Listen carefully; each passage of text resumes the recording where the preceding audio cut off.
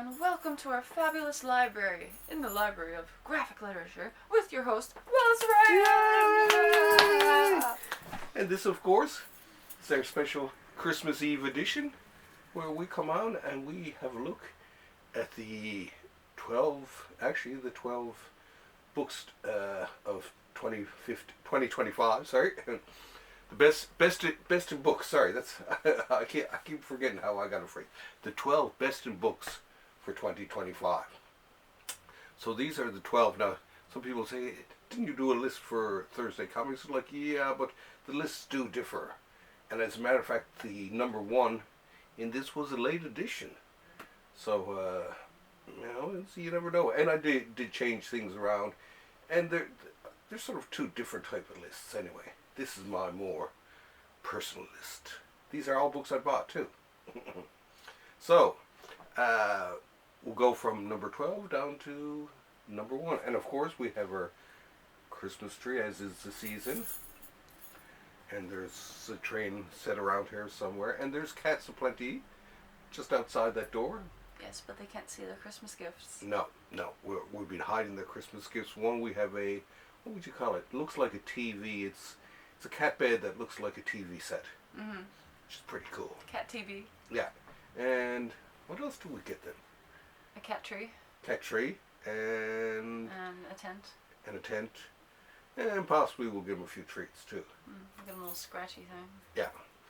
So gotta take care of the kids, right? Spoiled. They're spoiled. Spoiled rotten. Rotten days. Anyway. Let's start with the top 12, and the number 12 of the best in books for 2025 is boom boom boom boom Dun, dun, dun, dun. from Ed Brubaker and Sean Phillips, The Knives. This one I actually really like too. This is he's been on the show many times. Very simple but effective style, and it's always crime noir in some ways. This is crime noir in Hollywood, and someone who's up and down. He sold a script or something for a TV show. I'm not going to tell you too much, because if I get too much into it, it'll give away too much. But it's beautiful, like all Brubaker stories, beautifully written. He does the best crime noir books. I like even his.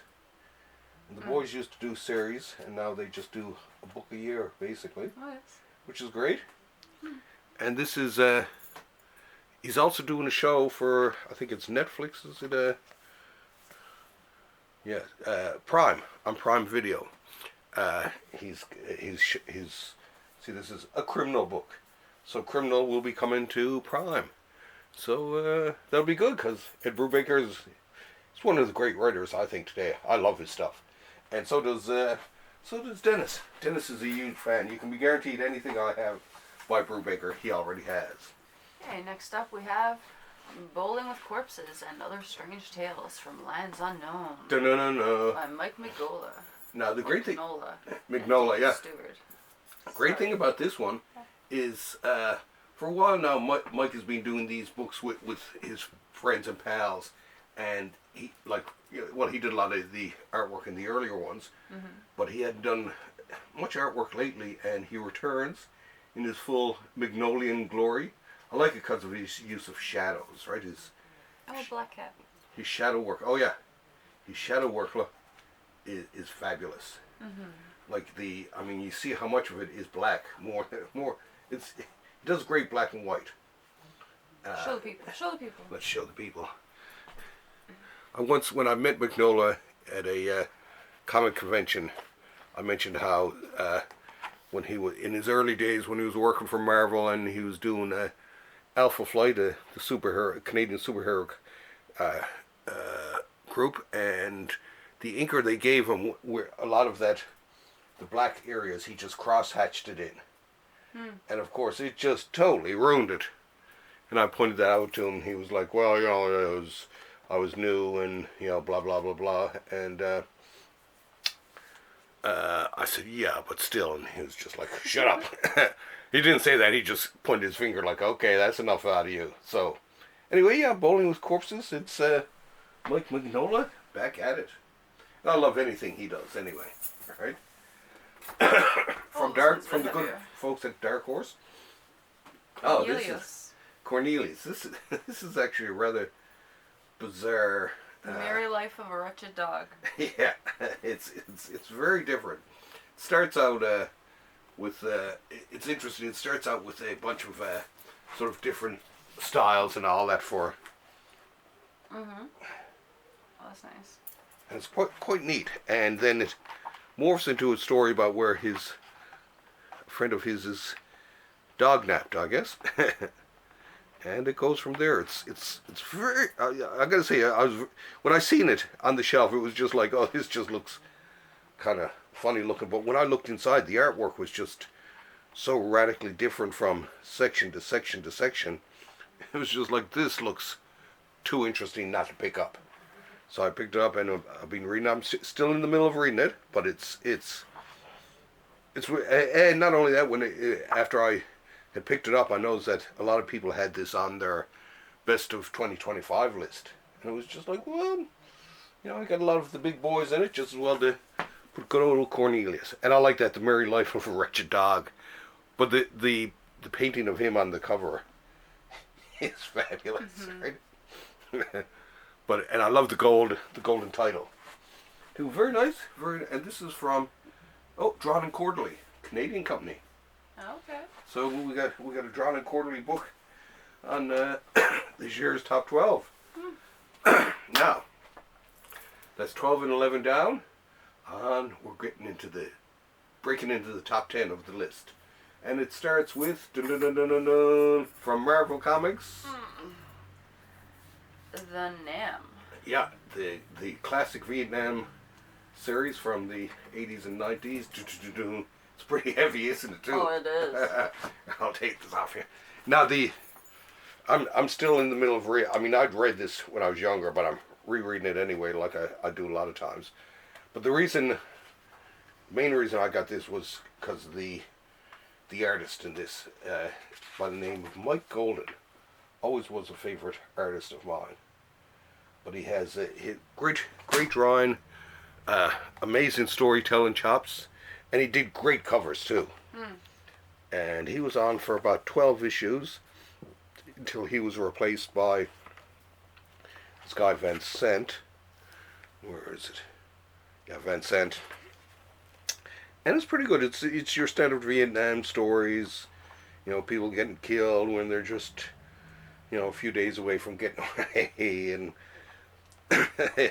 all the terrible stories you heard or seen in other Vietnam movies or whatever, they got it here. But very well drawn, very well written. Doug Murray is the writer. I can't remember if he did anything else. But the Nam at the time, too, this was huge. And this is one of the books that me and Dennis were always saying, geez, it's too bad that they're not out yet, right? So that's number 10. Number 9. The Spectre! The Spectre by John Ostrander and Tom Mandrake. This book has some feel. Yeah, it's glow in the dark. We can't, unfortunately, we can't turn off the light. But if we did, and not only is it glow in the dark on the cover, but it's glow in the dark on the back and on the spine. Our Spectre's over there. And our Spectre, yeah, he's back up there. So so all these skulls glow and all that. And like I said, the lettering, everything. The first time I put it under the light and left there a few hours, then came back and turned off the light, it was amazing.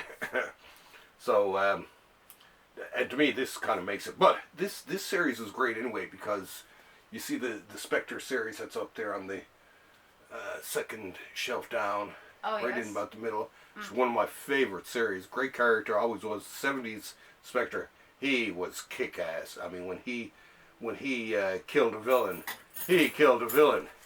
He'd come out with some sort of. Oh no, that's okay. That one's stuck. Oh no, you got it out. He'd come up. He would come up with some gruesome way to kill a crook, and other people had done the Spectre sin. But it was only until these guys took over and started to do the Spectre themselves, right? There. Oh, I was gonna say. I'm gonna have to put that back. Yeah, later. we'll just lay it down there. Oh, lay down over there, sure, on that other pile down. But this series of the Spectre, sort of really it was a lot like that one. The Spectre was, this one in some ways is even more gruesome, more, more, like, I don't know, it's scarier, more horror and mystical than the old one. But the vengeance is still there. The vengeance is still there. And this guy, Tom Mandrake, he was a cool artist. And he reminded me of one of my favorite other artists, Gene Colan, who did Dracula. He did pretty cool. And it had a lot of great covers done by a lot of great artists, too. Yes. Any of the covers from this series could be easily made into a poster. They were that cool. But definitely one of my all-time favorite Spectre series, next to the 70s one. So now we are on to one. What is it? This is number 7, is it, or is it 10? You want me to do math? 8. I didn't sign up for that. 8. And is it 12, 11, 10, 9, 8, 7. Da-da-da-da. Okay, so next up we have Jonah Hex All-Star Western Omnibus. Da-da-da-da. And this was when in the early 2010s when DC came out with their, that's heavy, what they call their new 52 and relaunched a lot of their titles. The Batman one, this one, and the Wonder Woman were the only decent ones out of the whole thing, and they ended up dropping it a few years later. But this was still a good series. Now I hope they do. There was a series of Jonah Hex leading up to this too. Yeah. Before they relaunched it as All-Star Western, by the same guys, Palmiotti and Gray, and this guy Mortet did the artwork. And it's basically this guy. He's fought on the Confederate side during the Civil War, and he's a bounty hunter, and he got the sort of massacred face. His face is all deformed and that, but he comes to Gotham City. Yeah. And he runs into basically a lot of people who you later see, or whose ancestors you later see in Batman and all that. So he fights to in some, well, he save Gotham, but just on his own thing. Oh yes, now this one was a fascinating one. Da-da-da-da. This one is called Drome, and this is, what is it, Jesse Lonergan.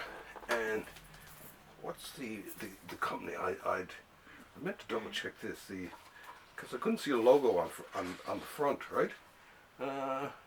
It's First Second and 23rd Street.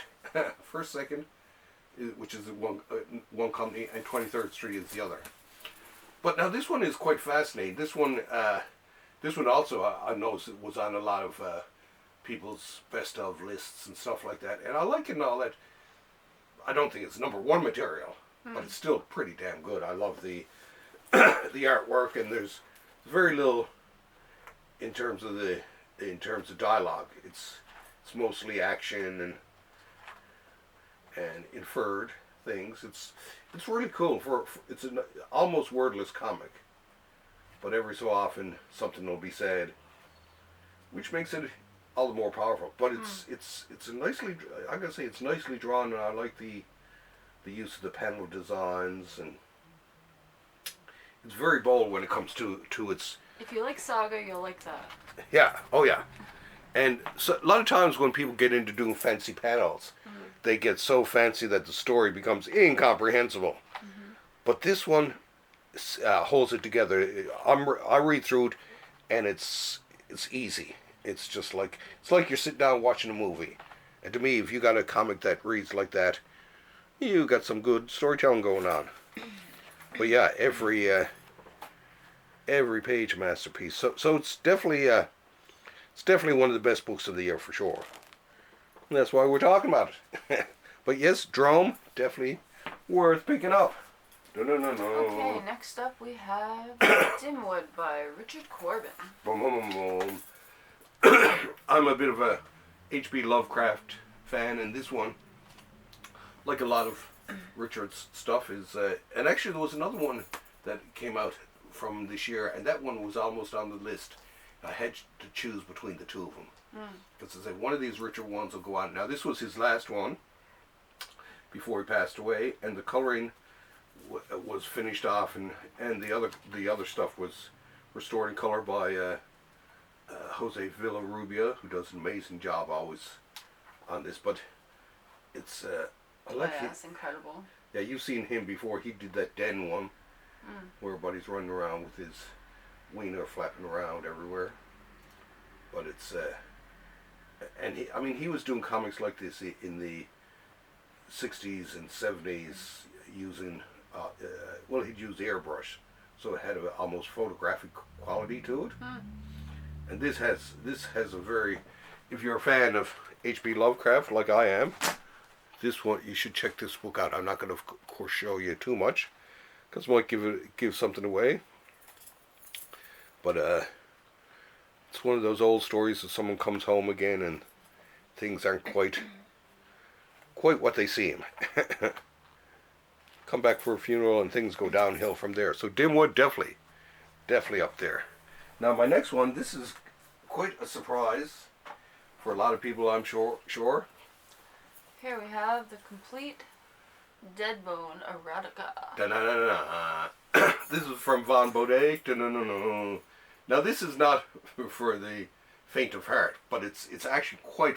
Some of them are quite funny. I'm not going to show much of it to the audience, but just even showing it to you, as you can tell, there's a lot of sexually related material. But the jokes are actually funny too, right? So he did these for, was it Gallery, or he'd done it for, oh here we go, Cavalier magazine, which was like a softcore pornography magazine like Playboy, whatever. And they to be cool, like Playboy was cool because Playboy used to run great cartoons, and so these magazines, to try to look cultured or whatever, they'd run them too. And Cavalier picked up, which was great. They picked up Von Baudet, who's known for Cheech Wizard and the Man, and this one is, and it's geez, I don't know if there's, because I'm looking through, is there any pages I can show without breasts? He can't show the people. But anyway, it's still one of my favorite. The if you like dark humor, this is chock-a-block. Von Baudet was great with the dark humor, but it's so innocent looking. His characters, have this innocent to them, but it's it is chock-a-block with sex, death, and all kinds of other fun stuff. Okay, on to this is number 3 now. And we have Tower of Shadows. Da-na-na-na. From Fantagraphics, this was, Tower of Shadows was originally a Marvel comic, but it's put out, this series called Lost Marvels was put out by Fantagraphics. Funny enough that some of the best books this year were Marvel books that Marvel didn't put out themselves. And this was great. This was when the Comics Code Authority started to fall apart in the late 60s, early 70s. That's when a lot of horror comics, your Swamp Things, all the cool horror comics, Werewolf by Night, Tomb with Dracula, and even Marvel got in on it. They did a lot of magazines, but they did 2 comics. This is one of them, Tower of Shadows. And this one, it starts out with a bang, because it's the very first story in it. This one here, At the Stroke of Midnight. It's by this guy Steranko, the immortal Jim Steranko, or at least so far. And he had great storytelling, great panel design.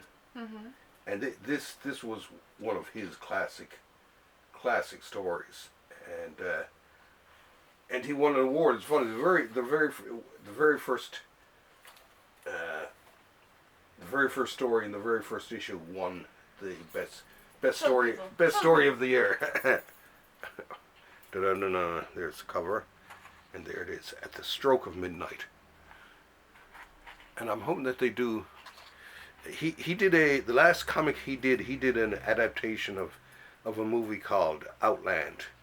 That was a sci-fi movie in the 80s, was it? Outland, yeah.